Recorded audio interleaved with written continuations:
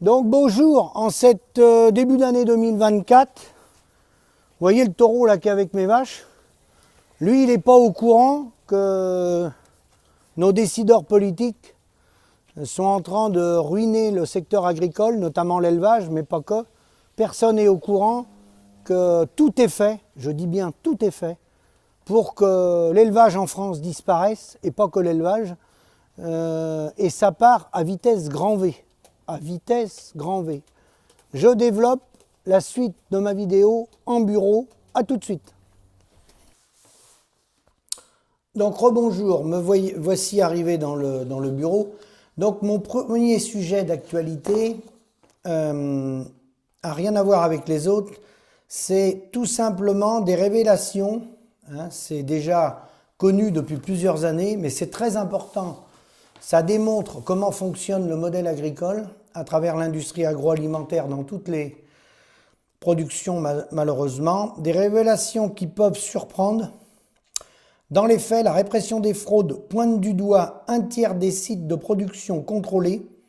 C'est en production laitière. Ces accusations portent notamment sur la teneur en eau de ce produit, si incontournable dans les frigos français.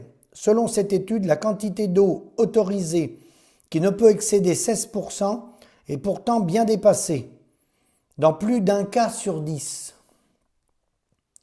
Selon le Républicain Lorrain, les analyses ont aussi permis d'établir que plusieurs échantillons ne pouvaient pas être considérés comme des beurres demi-sel en raison d'un manque de sel. D'autres soucis ont été soulignés. D'après TF1 Info, la répression des fraudes a conclu que certains beurres étaient réalisés grâce à du petit lait mis à la place de la traditionnelle crème. Donc ça, c'est tout simplement un tout petit paragraphe que je veux vous faire pour vous dire que ça, c'est un peu vieux comme le monde, mais vous voyez que tous les moyens sont bons pour gagner de l'argent et que le degré de contrôle et la répression sur ces gens-là n'est sans commune mesure avec nous agriculteurs lorsqu'on est contrôlé dans nos exploitations, soit pour la PAC, soit parce qu'on a broyé une haie un peu trop, ou, que sais-je, des animaux qui ont perdu leur bague. Vous voyez la disproportion. Là, on parle, sur de l'industrie agroalimentaire, on parle c'est des millions et des millions et des millions. Hein. C'est pas 3 animaux qui ont perdu leur bague. Hein. C'était une parenthèse, c'est un sujet que je voulais parler en quelques mots pour vous dire ça existe, ça continue, c'est pas lié qu'aux laiteries, ça existe dans tous les échelons des industries agroalimentaires, plus ou moins, suivant les volumes de production qui passent. C'est très très difficile puisque ces gens-là ont la reconnaissance par les pouvoirs publics de l'autocontrôle, donc ils peuvent effectuer les contrôles eux-mêmes. Maintenant, j'en viens à l'actualité internationale. 6 organisations veulent limiter les importations agricoles provenant d'Ukraine. Donc vous voyez ce que je dis et je répète dans les vidéos, ils veulent quelque part, ils critiquent le protectionnisme. Alors ça, c'est des gens de la FNSEA, des gens de la coopération, à savoir le sucre, les céréales, les oléagineux, la viande de volaille et les œufs, bien sûr. La volaille, le groupe LDC. Donc, si vous voulez, il parle de clauses miroirs. Ça n'existe pas, le miroir, les clauses miroirs. Le miroir, il y a longtemps que les agriculteurs se l'ont pris dans la tête.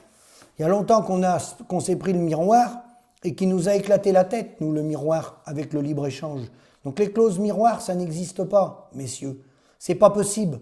Vous parlez de clauses miroirs. Lorsque vous êtes en réunion, vous les responsables professionnels, vous ne les appliquez pas, les clauses miroirs. Vous n'êtes pas sur la même base d'indemnité et de rémunération avec les gens avec lesquels vous nous mettez en compétition et vous faites du commerce. À aucun moment, j'ai trouvé un responsable agricole, professionnel ou des gens de l'administration. J'ai beau chercher sur Internet, j'en ai trouvé aucun qui était au salaire du Burundi. Donc, n'essayez pas de nous faire croire que le libre-échange fonctionne, puisque vous, pour vos intérêts personnels, vous ne l'appliquez pas à vous-même. Vous l'appliquez aux petits soldats, à la chair à canon qui sont les paysans. Donc là, vous tirez la sonnette d'alarme. Effectivement, l'Ukraine, mais ça c'est pas une nouveauté, il n'y a pas que l'Ukraine. C'est le mode de calcul du commerce international qui détruit les paysans. Et quand vous parlez de l'Ukraine, en plus vous êtes gonflé. Parce que vous avez une partie de vos structures qui sont installées là-bas, en Russie et en Ukraine. Vous êtes là-bas depuis longtemps, notamment à travers les groupes coopératifs qu'on a, coopératifs français, sont installés là-bas depuis longtemps. Et des essais sur les semences, etc., etc., etc. Donc, quand ça vous arrange, ça vous a bien arrangé de mettre les paysans français, italiens, espagnols, allemands en compétition à travers tous vos grands groupes, que ça soit l'agroalimentaire ou les centrales d'achat. Et puis là, vous voyez que le bateau coule, parce que là, c'est clair qu'on va dans le mur. Alors là, vous dites, faut du protectionniste. Alors, c'est du protectionnisme au coup par coup. Sauf que la Commission européenne, vous le savez comme moi, elle est pour le libre-échange et on ne doit pas faire d'exception. Donc, si on ne fait pas d'exception, faut assumer, ses positions. Quand on prend des positions, on les assume. Vous vous êtes trompé. Vous avez mis en avant à fond le libre-échange. Et le libre-échange est en train de nous assassiner. C'est le pire des systèmes. Je confirme, c'est le pire des systèmes. La seule solution pour se sortir du marasme dans lequel on est tombé, c'est la coopération entre les États. Mais visiblement, il n'y a pas beaucoup d'élus dans ceux que j'ai lus là qui sont pour remettre en cause le système. Ils préfèrent, à travers des start-up et des multinationales, continuer leur business. Tant pis si les paysans y tombent. Donc ça m'emmène sur le deuxième sujet, puisque je suis sur l'international. Vous m'avez envoyé, donc je prends les sujets d'actualité les plus brûlants. En Allemagne, alors là vous y allez, là, les SMS, les mails depuis 15 jours, l'Allemagne, le Hollande, ils bougent partout. Voilà, d'importantes manifestations en Allemagne, voilà, hein, très très bien. Mais qu'est-ce qu'ils demandent les Allemands ?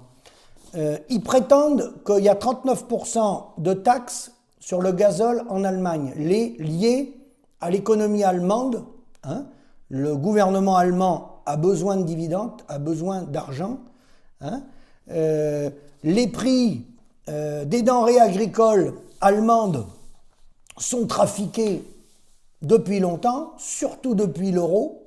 Depuis l'euro, l'Allemagne avait quand même pas joué la carte européenne, elle avait joué sa carte perso. Hein. Elle avait deux armes de guerre, l'arme monétaire, parce que le Deutschmark était une monnaie surévaluée, et quand ils sont passés à l'euro, ça les a avantagés.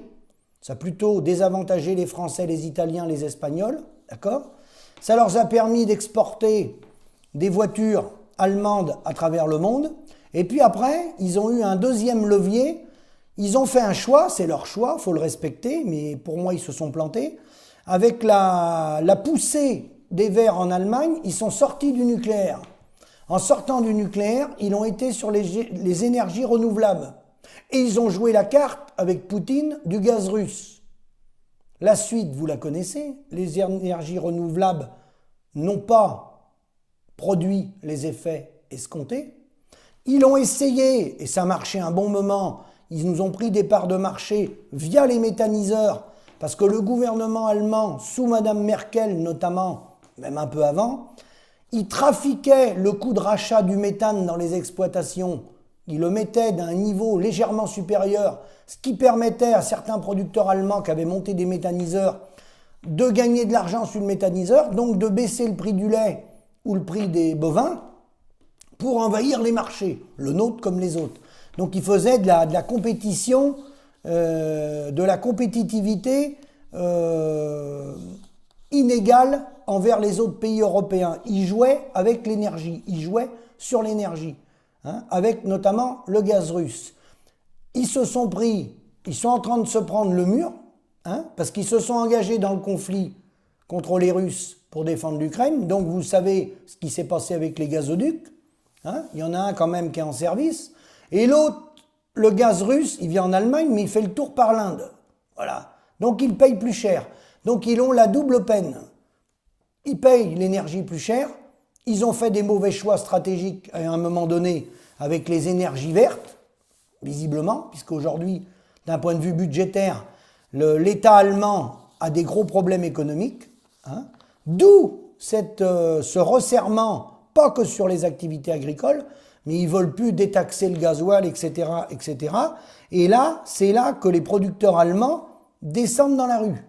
Mais, ce n'est pas la hausse du gasoil, même si on a la prise en charge de la hausse du gasoil demain en France, en Allemagne, en Italie, c'est pas ça qui va résoudre le problème agricole.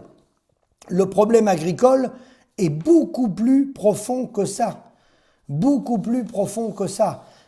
Tant qu'on ne reviendra pas, qu'on ne sortira pas de ce modèle et qu'on ne reconnaîtra pas les prix dans les exploitations agricoles basés sur des coûts de production, on peut aller à la marge.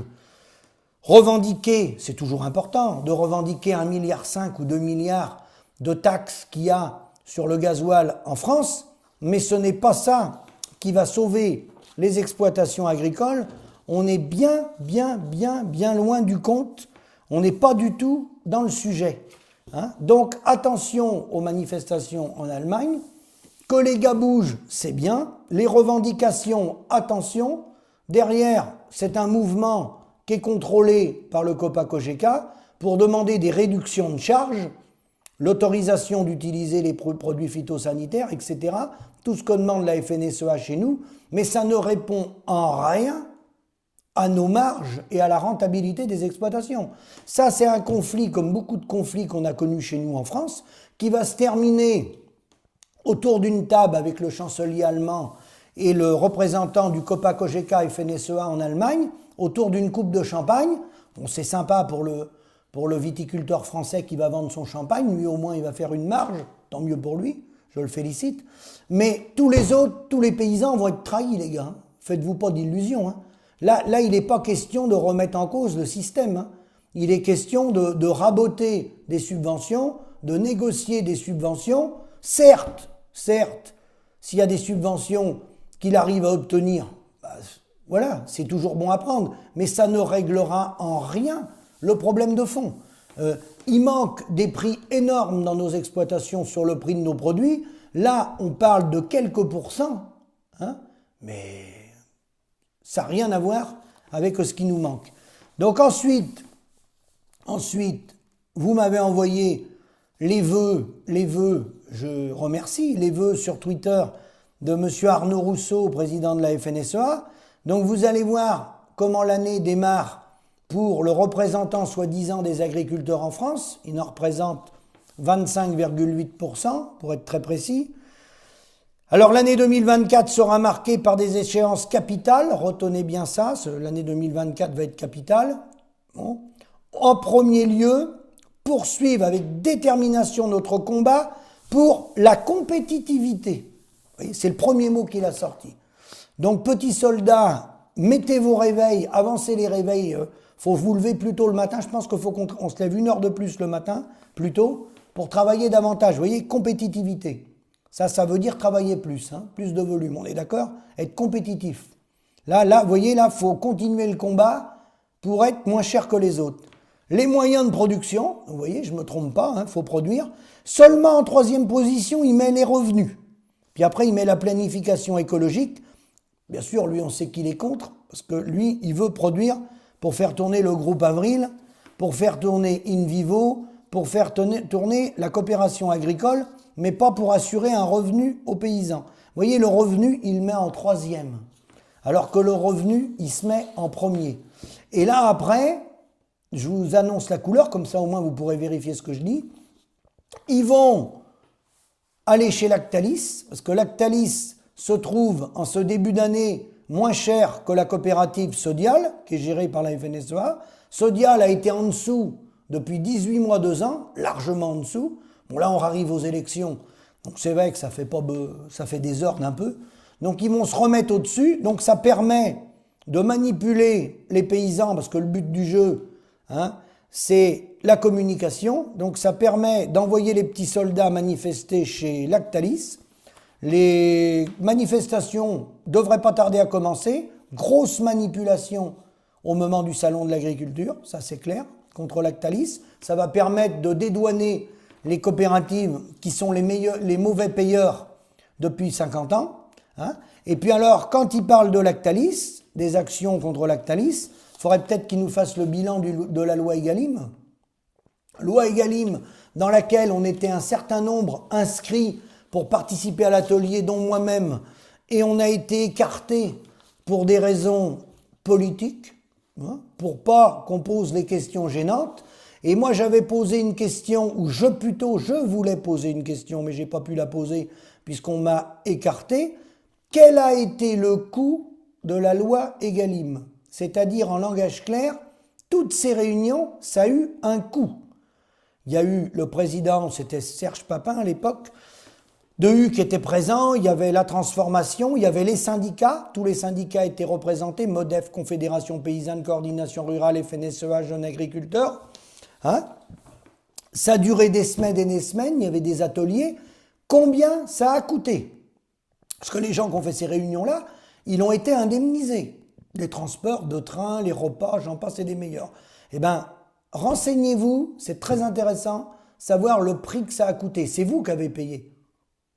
C'est vous qui avez payé. C'est pris sur le budget de l'État, ça.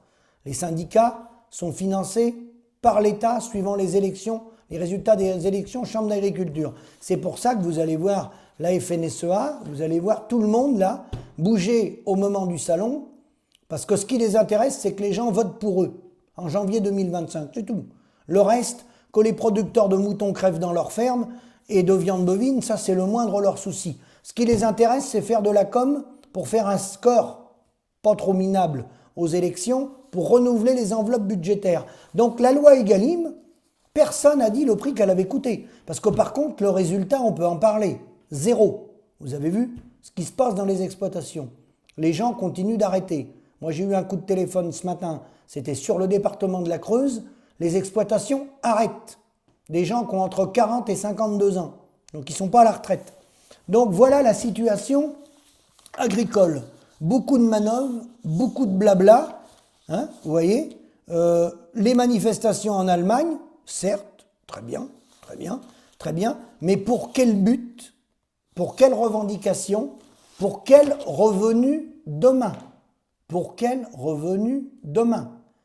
Et je vais conclure par une des choses qui me paraît les plus importantes, la dernière révélation que je vais vous faire, concernant un milliardaire que vous connaissez tous, qui s'appelle Bill Gates, est le plus grand propriétaire agricole des États-Unis. Effectivement, il achète des terres partout, actuellement, avec près de 100 000 hectares étendus sur 18 États. Le fondateur de Microsoft détient, avec sa femme, des surfaces agricoles en Louisiane, 28 000 hectares, Arkansas, 19 000 hectares, Nebraska, 8 000 hectares, etc., etc. Il fait le pari de la viande végétale. Ça, je pense que vous le saviez. Il met de l'argent dans la viande cellulaire, notamment à travers des associations européennes, françaises. Mais ce monsieur, il met de l'argent, pas que dans la viande cellulaire, avec des noms de sociétés bien connues, mais ce monsieur travaille étroitement dans des projets avec des sociétés, avec Xavier Niel, que vous connaissez bien chez nous, qui est le patron de chez Free. Et Xavier Niel travaille avec la FNSEA, c'est-à-dire le groupe InVivo. C'est un partenaire, un allié de la FNSEA, puisqu'il s'était porté candidat sur le groupe Casino avec InVivo, Xavier Niel. Et donc, quand vous faites la synthèse de toutes ces sociétés-là, Xavier Niel, Bill Gates, vous retrouvez après avec les plateformes agroalimentaires FNSEA, KKR, Kronberg, Kravitz, Roberts, les barbares de Wall Street, en lien avec BlackRock sur des mêmes fonds d'investissement, notamment dans l'énergie et dans le pétrole. Donc, il y a un mariage, il y a une association entre ces gens-là. Ils travaillent sur des projets ensemble pour soit de la viande cellulaire, soit plus de végétal, soit des investissements dans des bras agroalimentaires divers.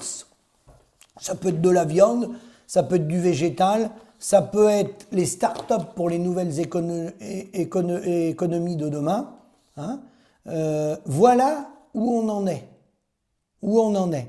On en est où il y a quelques pilotes dans les avions, hein, et puis derrière, sur le terrain, il y a le double discours dans les formations agricoles sur le terrain. Ils continuent, les réseaux chambres d'agriculture, de dire l'installation des jeunes. Et ils vont chercher de l'argent, ils essayent de mettre des nouveaux modes de financement pour installer des jeunes. Alors moi je dirais que dans la situation, qu'il faut bien le reconnaître, s'aggrave dans quasi toutes les productions, moi je pense qu'il est irresponsable de pousser des jeunes à l'installation aujourd'hui dans les conditions dans lesquelles sont les paysans, avec les suicides et avec les arrêts d'activité. Et je terminerai ma vidéo pour résumer l'ampleur de la crise que vous connaissez, mais le fait que rien ne change, rien s'améliore. On peut aller manifester avec des tracteurs, on peut brasser de l'air, mais les faits sont réels sur le terrain. Les faits sont réels. La loi Egalim a échoué. Le syndicat a échoué. Le gouvernement Macron a échoué. La Commission européenne, Madame von der Leyen, a échoué. L'agriculture européenne s'effondre. Il n'y a pas que l'agriculture européenne, hein, mais elle s'effondre. Parce que le modèle détruit les paysans. Et le résumé de tout ça, eh ben, Français, Françaises, quand vous faites vos courses, sur un caddie de 100 €, il revient 6,50 € à l'agriculteur. Tout pendant qu'il reviendra 6,50 €, on ne pourra rien résoudre. On peut parler du gasoil, on peut parler du réchauffement climatique, on peut parler des verts en Allemagne, qui certes ont été sûrement faire des conneries dans les énergies renouvelables, mais ça on peut parler de tout ce qu'on veut. À partir du moment qu'on a un ratio de 6,50 € sur 100 €, on ne résoudra aucun problème. On ne pourra pas rémunérer les paysans en place, on ne pourra pas installer des jeunes et on ne pourra pas laisser les gens qui ont fait toute une carrière de travail partir dignement. Pas avec des rentabilités comme ça. Je vous dis merci. Envoyez-moi comme d'habitude toutes vos questions. Je prends les dossiers les plus brûlants, où j'ai le plus de mails. Et je vous dis bon courage, baissez pas les bras. N'oubliez pas, 2024, l'important, le revenu. À bientôt.